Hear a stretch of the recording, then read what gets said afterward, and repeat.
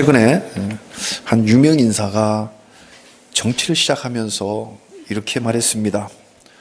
나라 상황이 총체적 난국입니다. 모두가 불안해하고 있습니다. 소상공인, 자영업자, 중소기업, 일자리를 얻으려는 구직자, 청년들까지 누구 하나 살만한 사람이 없을 정도로 경제가 어렵습니다. 평화가 왔다는데 오히려 안보를 걱정하는 분들이 늘어나고 있습니다. 마치 우리 자유대한민국이 어찌하여 이렇게 되었느냐는 질문을 하듯이 자신이 정치를 시작하는 입장을 밝혔습니다. 이렇듯 우리들은 무언가 문제가 생기면 질문을 하게 마련입니다. 어쩌다 우리가 이렇게 되었는고? 지금으로부터 2600년 전 나라가 망해가는 이스라엘의 남유다 사람들도 똑같이 질문했습니다. 어쩌다 우리가 이렇게 되었는고? 그 질문은 결국 하나님을 원망하는 질문으로 바뀌었습니다. 오늘 본문 예레미야 5장 19절에 우리 하나님 여호와께서 어찌하여 이 모든 일을 우리에게 행하셨느냐? 원인 없는 결과는 없습니다. 그런데요, 사람들이 자기 입장으로만 보니까 원인을 엉뚱한 곳으로 돌립니다. 그래서 불행한 역사는 되풀이되는 거예요. 좀 더 객관적으로 평가하지 못하고. 재난의 원인은 하나님이 아니에요. 하나님은 복의 근원이지 재난의 근원이 아닙니다. 복을 차버리고 재앙을 불러들인 장본인은 하나님을 거역한 인간 자신입니다. 그런데도 사람들은 남 탓합니다. 심지어 하나님 탓을 합니다. 예레미야는 나라가 망해가는 것을 보면서 백성들에게 돌아오라, 내게로 돌아오라, 하나님께 돌아오라고 호소했습니다. 그래야 망하지 않기 때문입니다. 그러나 아무도 듣지 않았습니다. 하나님 버리고 우상 쫓으면 매 맞는다. 아무리 경고해도 사람들은 고지를 듣지 않았습니다. 아니, 이렇게 좋은데 도대체 무슨 소리야? 실제 그 당시에 요시야 왕이 통치하던 시대에는 북쪽의 아시리아는 망해가고 있었어요. 힘이 별로 없었어요. 그러니까 막 쳐들어올 이 가능성이 거의 없었던 상태. 그러니까 나라의 안보가 평화롭게만 보였습니다. 그런데 무슨 나라가 망한다고 하나님께 돌아오라고 하는 거야? 이상한 친구야. 이 예레미야의 호소와 경고를 묵살했습니다. 그러나 40년이 채 되지도 않아서 생각지 않은 아시리아가 아니라 바벨론이 쳐들어왔습니다. 정세가 확 바뀐 거예요. 바벨론이. 비극이 아닐 수 없습니다. 예레미야는 마음이 찢어져 4장 19절에 이렇게 외쳤습니다. 슬프고 아프다. 내 마음속이 아프고 내 마음이 답답하다. 하나님의 백성이라는 사람들이 하나님을 몰라도 이리도 모르니 예레미야의 마음이 슬프고 아팠습니다. 근데 이건요, 하나님의 마음이 아프다는 뜻입니다. 선지자잖아요. 하나님이 택한 종이니까 한 인간 예레미야의 마음이 아픈 게 아니라 하나님의 마음이 아픈 거예요. 그러니까 그게 이입이 돼서 예레미야 마음이 좀 아픈 거예요. 선지자는 말로만 전하는 메신저뿐이 아니라 몸으로도 전하는 하나님의 메신저입니다. 슬프고 아프다. 하나님 지금도 동일하게 망해가는 나라를 볼 때 슬프고 아프다고 하십니다. 그러나 성도들은 아버지 하나님의 이런 마음도 모른 채 하나님을 원망만 합니다. 어찌하여 하나님 여호와께서 우리를 이렇게 했느냐는 거예요. 이 말도 안 되는 질문에 하나님은 그러면 한 사람이라도 있느냐라고 되물으십니다. 그래서 오늘 본문을 나라를 구할 한 사람이라는 제목으로 말씀 증거할 때에 소망의 시간이 되시기를 바랍니다. 예레미야가 경고한 나라가 망해가는 원인 첫 번째는 총체적 부패입니다. 5장 1절입니다. 너희가 만일 정의를 행하며 진리를 구하는 자를 한 사람이라도 찾으면 내가 이 성읍을 용서하리라. 제대로 된 사람 한 사람이라도 있느냐? 그러면 내 이 나라의 안보를 지켜주겠다. 한 명이라고요? 단 한 명만 찾으면 된다고요? 그래. 그 넓은 도로에 가서 한번 찾아보거라. 나라를 구할 한 사람이 어디에 있을까요? 이 대화를 보면서, 예레미야와 하나님과의 대화를 보면서 곧바로 떠오르는 장면이 하나 있지 않습니까? 뭐예요? 창세기에 아브라함과 하나님의 대화입니다. 하나님은 소돔을 심판하려고 가는 길에 아브라함에게 일부러 들립니다. 일부러. 지나는 길에 그냥 들린 게 아니고 일부러 들려요. 그래서 이렇게 죠. 내가 하려는 것을 아브라함에게 내가 숨기겠느냐. 친구처럼 지냈잖아요. 내가 너한테 어떻게 숨기겠냐. 내가 소돔과 고모라의 죄악이 힘이 무거우니 내려가서 확인해 보겠다. 심판하겠다는 거예요. 이때 아브라함이 하나님께 간구하잖아요. 창세기 18장입니다. 그 성에 의인 50명이 있는데도 심판하시겠습니까? 부당한 거 아닙니까? 그래? 50명을 찾으면 온 지역을 용서하리라. 막상 허락을 받으니까 너무 하나님이 쿨하게 쉽게 대답을 하니까 겁이 덜컥 났어요. 그래서 그냥 45명, 오케이, 40명, 30명, 20명, 마지막 10명까지 내려갔습니다. 그래도 하나님은 쿨하게 오케이. 딜이 너무 쉽게 성사되는 거예요. 그래서 아브라함 염치가 있는지 5명까지 못 내려갔어요. 10명. 그래, 의인 10명만 찾으면 심판하지 않겠다. 결과가 뭐예요? 그 성에서 살아나온 사람 몇 사람? 3사람. 아브라함의 조카 롯과 딸 2, 겨우 3사람만 살아나왔어요. 10명이 안 되는 거죠. 소돔과 고모라는 의인 10명이 없어 망했습니다. 이제 그때로부터 약 1400년의 세월이 지나 유다 땅에 하나님은 단 한 명을 찾으십니다. 10명이 아니라. 그래, 10명도 무리지. 안 됐잖아. 그러니까 단 한 명만 찾으면 내가 이 나라를 용서하겠다. 은혜죠. 네, 은혜입니다. 그런데요, 유대인의 시각에서 이 말을 한번 생각해 보자고요. 이거 엄청나게 영적으로 자존심 상하는 말입니다. 왜? 저 문란한 소돔이 의인 10명이 없어서 망했지만 우리는 거룩한 예루살렘이잖아. 그죠? 시온성 거룩한 예루살렘이 단 한 명이 없어 망한다고? 이건 영적으로 굉장히 자존심 상하는 말이에요. 근데 이 예레미야 그때 뭐랬어요? 티네이저 10대 20살도 안 된 나이에 하나님 부름 받아갖고 그것도 시골에서 이제 수도 서울 예루살렘에 온 거예요. 세상 물정 잘 몰라서 에이 그래도 그렇지 한 명은 찾을 수 있을 거 아니에요. 그죠?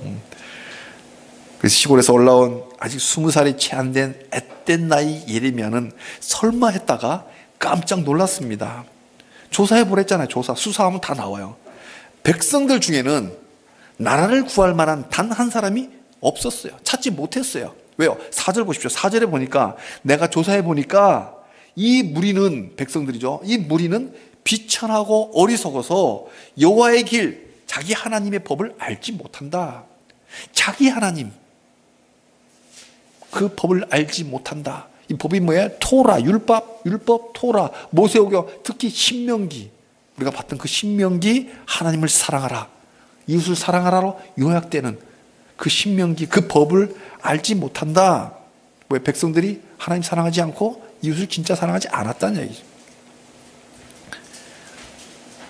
못 찾았어요. 예레미야 얼마나 실망했을까요? 이 실망한 예레미야는 한 줄기 희망을 당시의 사회 지도층에게 걸었습니다. 5절입니다. 당신들, 우리 사회 엘리트들은 여호와의 길, 자기 하나님의 법을 안다고 하지 않았습니까? 희망이 있었어요. 그래서 조사해 본 결과 어떻게 나왔을까요? 5절의 하반절입니다.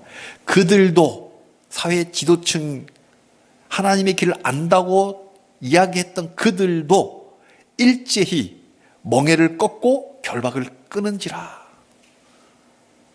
와, 멍에가 뭘까요?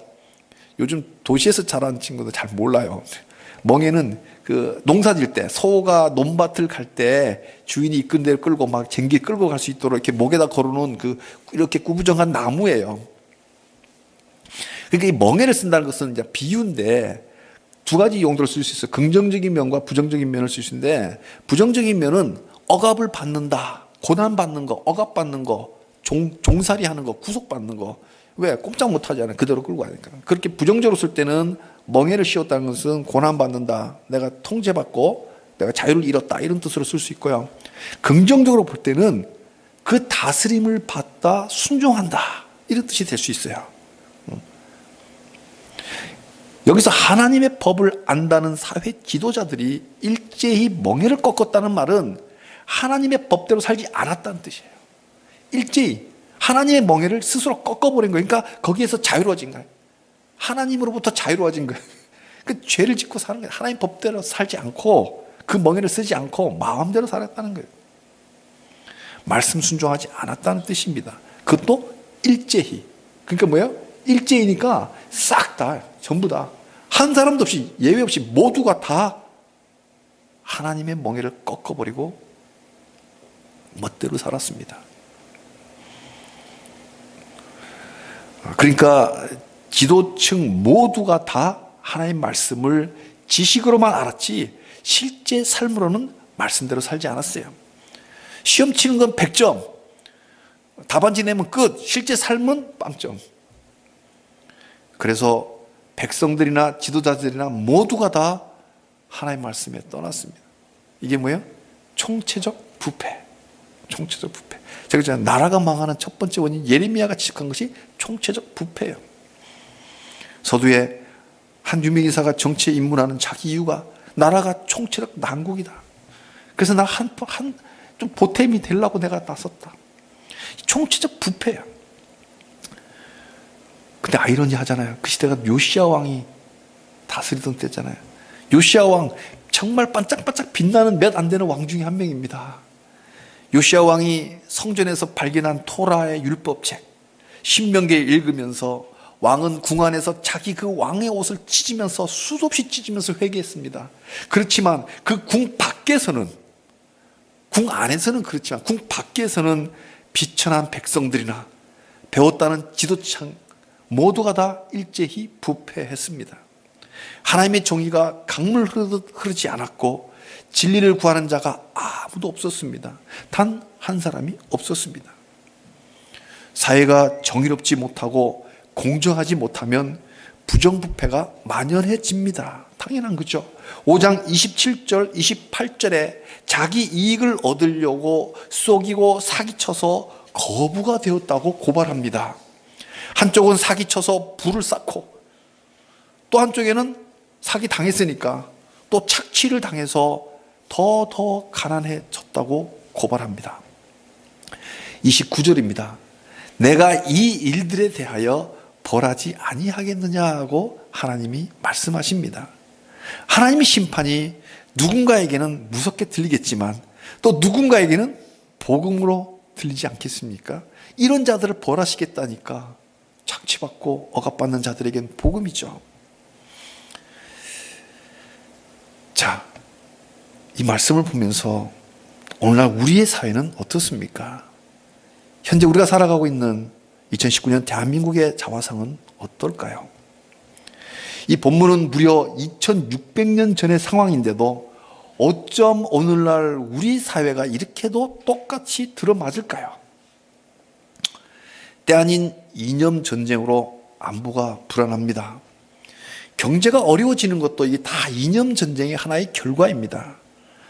세상 바뀌었다는 지금도 여전히 유력한 정치인들은 부동산 정보를 이용해서 투기를 하고 친인척 이름을 차명 거래를 하면서도 이게 뭐야? 부동산 실명제법을 어기고도 기자들 앞에서 다 모아놓고 당당하게 큰 소리 치고도 아무렇지도 않은 사회가 지금 되어버렸어요.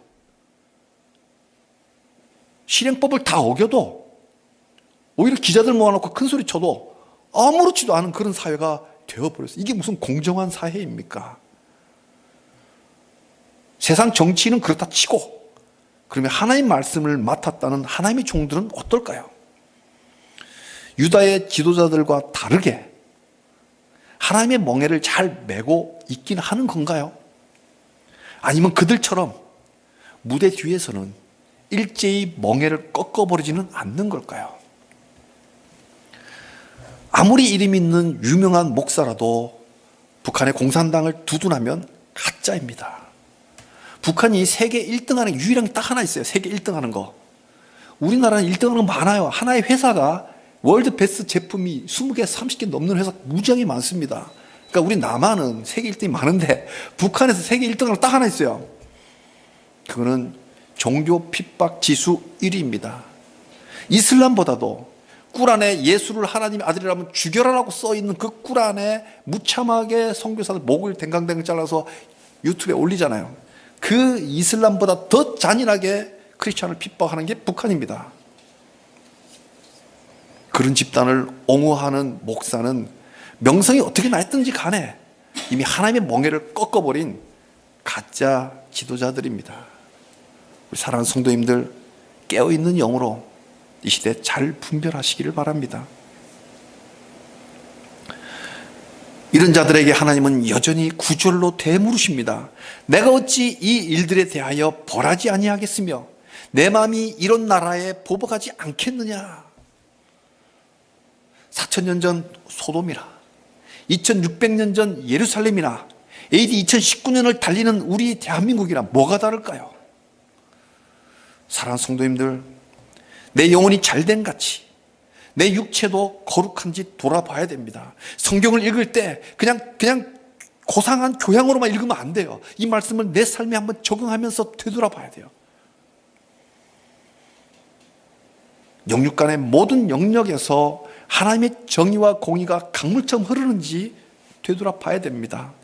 물론 자신 있는 사람 아무도 없어요. 의인 없나니 하나도 없도다. 우리가 여기서 겸허하게 하나님 앞에 통회하는 마음을 가져야 된다는 걸 말하는 거예요. 그래서 돌이켜야 돼요. 하나님은 많이도 말고 단 한 사람을 찾으십니다. 미루면 안 돼요. 네가 그 한 사람이 하고 미루면 안 돼요. 단 한 사람이 나를 찾으시는 거예요. 사랑하는 성도님들, 나라를 구할 한 사람은 누구일까요? 나라가 총체적 난국일 때 하나님은 진리를 구하는 한 사람, 정의를 행하는 한 사람을 찾으십니다. 이 난세에 저를 포함해서 저부터 우리 모퉁이돌교회 성도님들은 하나님을 닮아서 하나님이 찾으시는 나라를 구할 바로 그 한 사람이 되시기를 주님의 이름으로 축복합니다. 딴 거 없어요.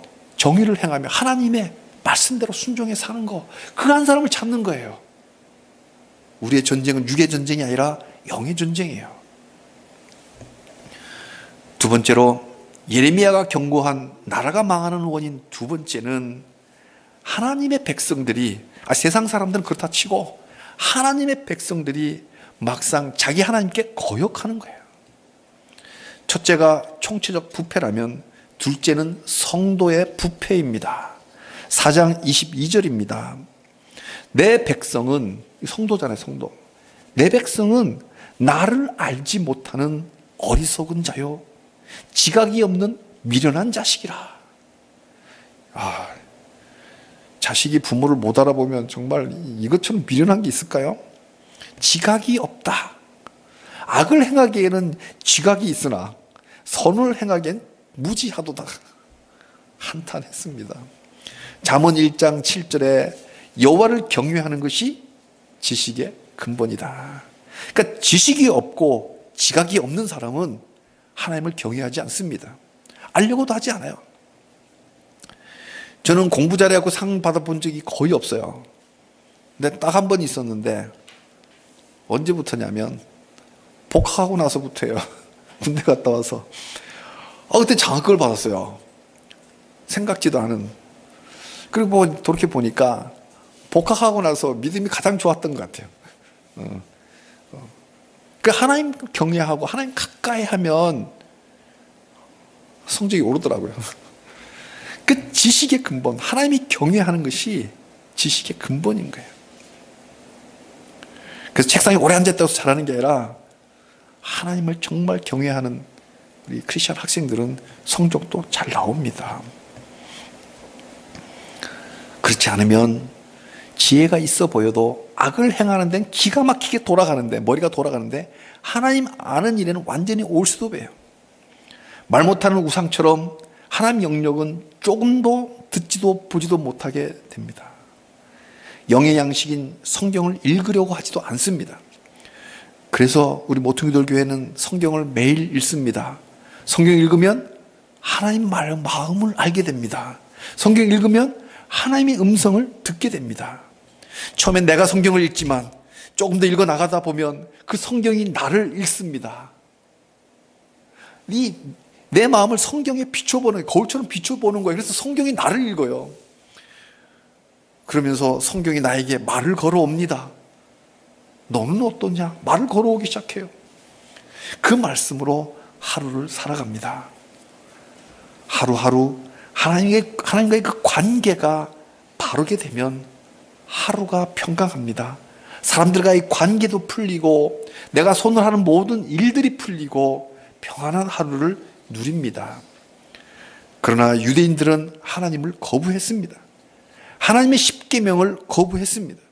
그러면서도 예배는 그럴듯하게 드렸어요. 6장 20절입니다. 시바에서 유향과 먼 곳에서 향품을 내게로 가져오면 어찌함이냐. 유향과 향품 굉장히 비싼 거예요. 아주 고가품이에요. 고가품. 명품 중에 명품, 해외에서. 그걸 내게로 가져오면 어찌함이냐.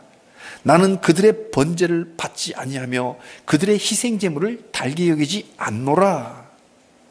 속으로는 하나님 거부하면서 겉으로는 값비싼 예물을 드리는 그 예배를 하나님은 받지 않으십니다. 번제를 받지 않는 것이 아니라 그들의 번제를 받지 않겠다는 거예요. 희생제물에 무슨 문제가 있는 것이 아니라 그들의 희생제물을 달게 여기지 않는다. 이쯤 되면요, 엉뚱한 곳에서 문제가 터지기 시작합니다. 뭐예요? 바로 우리가 밟고 사는 땅이 문제가 생깁니다. 태초에 하나님은 땅, 아다마, 히브리어로 땅은 아다마예요. 그 땅 아다마에서 흙을 취해서 사람 아담을 지었어요. 그래서 아담은 첫 번째 사람의 이름 고유명사이기도 하지만 사람이라고 하는 것이 아담이란 보통 명사예요. 이 사람은 흙에서 왔어요. 아다마에서 온 거예요. 그리고 생기를 코에 불어넣어서 생명이 된 거예요. 그리고는 땅을 정복하고 그 땅의 생물을 다스리게 하셨습니다. 하나님 우리를 땅에서 만드시고 거꾸로 그 땅을 다스리게 우리에게 주셨어요. 그러니까 우리는 땅과 뗄래야 뗄 수 없이 연결된 존재들입니다. 이 땅을 누가 주셨나요? 우리와 뗄래야 뗄 수 없는 연결된 이 땅을 하나님이 주셨어요. 그런데 하나님과의 관계가 깨어지면 하나님께서 주신 그 땅과의 관계도 깨어집니다. 죄는 사람이 지었는데 벌은 죄인이 받아야 마땅한데 죄인뿐만 아니라 땅도 함께 벌을 받습니다. 이게 중요한 포인트예요. 우리는 땅의 흙으로 지어졌고 그 땅을 책임지도록 연결되어 있는 거예요. 그래서 성도가 하나님을 거역하면 주신 땅도 망가지는 거예요. 아다마에서 온 아담이 죄를 지면 그 아담만 벌 받는 게 아니라 아다마까지 벌 받는 거예요. 우리나라의 땅은 적군에게 유린당하냐 마냐는 우리 성도들이 하나님과의 관계가 어떠하냐에 달려 있습니다. 정치인들이 아니라 우리 성도들의 손에 달린 거예요. 하나님과 관계가 어떠하냐에 달려 있는 거예요. 우리 성도들이 깨어서 회개하고 하나님께 돌아오면, 그잖아요. 본문에 값비싼 유향포라면 안 받는다잖아요. 한 사람 찾으시는 거예요. 예배자. 그러면 이날 하나님이 지켜주십니다. 사랑하는 성도님들, 우리는 하나님의 말씀을 사랑하고 그 생명의 말씀 그대로 순종하는 그런 자만이 누리는 거룩한 평화를 늘 누리시기를 주님의 이름으로 축복합니다. 나라가 망하는 원인, 그 하나는 그 사회의 총체적 부패, 하나님의 공의와 그 사회 속에서 공의가 보이지 않는 그럴 때 나라가 망합니다. 또 하나 성도의 부패, 하나님의 사람들이 하나님의 말씀을 거역할 때 그 땅이 망합니다. 아담인 사람이 하나님께 매맞으면 아담아인 땅도 침략당하여 그 나라가 망합니다. 그런데도 유대인들이 하나님께 돌아오지 않았습니다. 결국 하나님의 심판은 피할 수 없게 되었습니다. 그게 바로 BC 722년 북이스라엘 멸망, BC 586의 남유다의 멸망이에요. 하나님이 매를 드신 게 아니라 부패와 거역이 매를 불러들인 거예요. 7절입니다. 내가 어찌 너를 용서하겠느냐. 9절입니다. 내가 어찌 이 일들에 대하여 벌하지 아니하겠으며 내 마음이 이런 나라에 보복하지 않겠느냐. 그런데요, 하나님은 그 무서운 심판 중에도 한 조각 은혜를 두십니다. 아주 다 완전히 쓸어버리지는 않으시고 한 움큼 남겨두십니다. 10절입니다. 다 무너뜨리지 말고 그 가지만 꺾어버려라. 뿌리채 뽑지 말라. 가지만 꺾어라. 18절입니다. 그때도 내가 너희를 진멸하지는 아니하리라. 그때 뭐야? 심판할 때 진멸하지는 않겠다. 이 진멸이라는 말은 완전한 멸망, perfect destroy, 전멸, 완전한 끝장이란 이미지입니다. 뉘앙스예요. 그러니까 완전히 끝이라는 게 진멸이에요. 전멸. 근데 진멸하지는 않겠다. 완전히 다 쓸어버리지는 않겠다. 남은 자 소수에 남겨놓겠다. 하나님의 은혜입니다. 하나님은 부패와 거역을 심판하시면서도 완전히 끝장내지는 않고 불씨를 남겨두십니다. 하나님의 역사는 그 남은 자들을 통해서 다시 계속 이어가시는 거예요. 결국은 하나님이 이기십니다. 악이 이기는 것처럼 보여도 결국은 하나님이 이기십니다. 사랑하는 성도님들, 하나님의 매는 매섭습니다. 참혹하기까지 합니다. 그러기 전에 하나님의 날개로 돌아옵시다. 세상이 달콤해 보여도 하나님의 날개 아래가 가장 따뜻한 곳이고 가장 멋있는 곳입니다. 우리 성도들은 사회의 부패에 민감해야 됩니다. 정치에 무관심하면 나라가 망하는 책임도 져야 됩니다. 관심 가지고 부패한 정치인들을 투표장에서 심판해야 됩니다. 그리고 우리는 말씀을 맡은 성도이기에 그 말씀 그대로 살아낼 힘을 달라고 기도하고 또 기도해야 합니다. 기도 없이 거룩을 살아내겠다는 건 교만입니다. 하나님의 인도를 받아야만 가능한 삶이에요. 기도 없이는 이런 유가 될 수 없노라. 성도가 말씀대로 살기를 기도해야 하는 이유는 성도가 부패하면 나라가 망하기 때문입니다. 반대로 성도가 경건하면 나라가 부강해집니다. 4000년 전 소돔에서 의인 10명을 찾으셨던 하나님은 2600년 전에 예루살렘에서 공정하게 사는 한 사람을 찾으셨습니다. 그 동일하신 하나님은 오늘 대한민국에서 동일하게 한 사람을 찾으십니다. 하나님을 닮아 정의를 행하고 진리를 구하는 한 사람을 찾으십니다. 그 한 사람, 아담을 찾지 못하면 이 땅 대한민국이라는 아담은 망할 수밖에 없습니다.